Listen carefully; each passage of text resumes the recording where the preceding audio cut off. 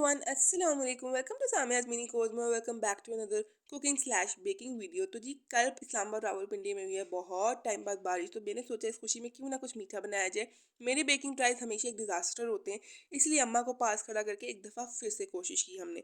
तो हमने एक अदद बड़े सारे बाउल में 3 अंडों की सफेदियाँ यानी कि एग वाइट्स को लेके उसको इतना बीट किया कि उसका बिल्कुल फोमी सा टेक्सचर आ जाए।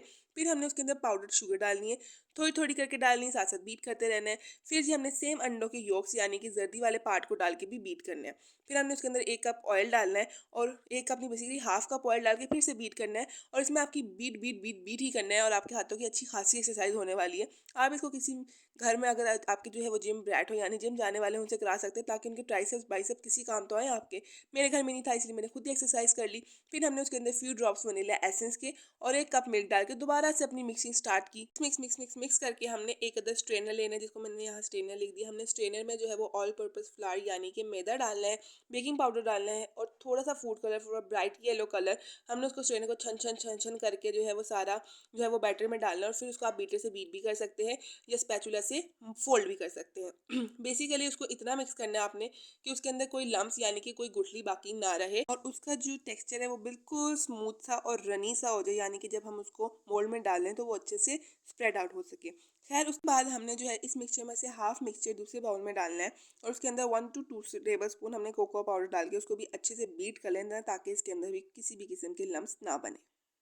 बेसिकली ये no oven, no mould, no butter paper और नो बीटर केक होने वाला है। तो इसके लिए हमने घर की सबसे छोटी देगची ली, उसके अंदर नॉर्मल से पेपर को रख के हमने अच्छे से ऑयल कर दिया यानी कि ग्रीस कर दिया और फिर उसके अंदर बारी बारी करके बैटर डालना शुरू किया। सबसे पहले हमने वनीला वाला बैटर डाला और उसको अच्छे से एक्सपैंड कर दिया। उसके बाद हमने इसके अंदर चम्मच नहीं चलाना, यानी कि बस बैटर डालना है, दूसरा बैटर डालना है, तीसरा बैटर डालना है। खुद चम्मच से इसको प्लेन नहीं करना, क्योंकि ये खुद अपनी स्पेस ले लेगा। आपने ये बैटर पे बैटर डालने वाला प्रोसेस तब तक रिपीट करना है जब तक कि आपके दोनों बैटर खत्म ना हो जाए, ऑफ कोर्स। फिर जी आपने एक अदर चॉपस्टिक लेनी है, नॉर्मल स्टिक लेनी है और उसके अंदर अपनी सारी जिंदगी की आर्ट स्किल्स को लगा देना है, यानी कि एक प्यारा सा फ्लावर बनाना है।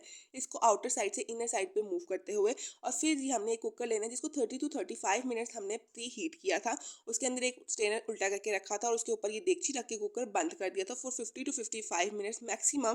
फिर हमने उसके अंदर एक स्टिक डाल के चेक किया, जब वो क्लीन बाहर आई इसका मतलब हमारा केक बेक हो चुका है। उसको हल्का सा ठंडा करके हमने उसको डीमोल्ड किया, डी रैप किया और ये हल्का सा भी नहीं कहीं से जला था।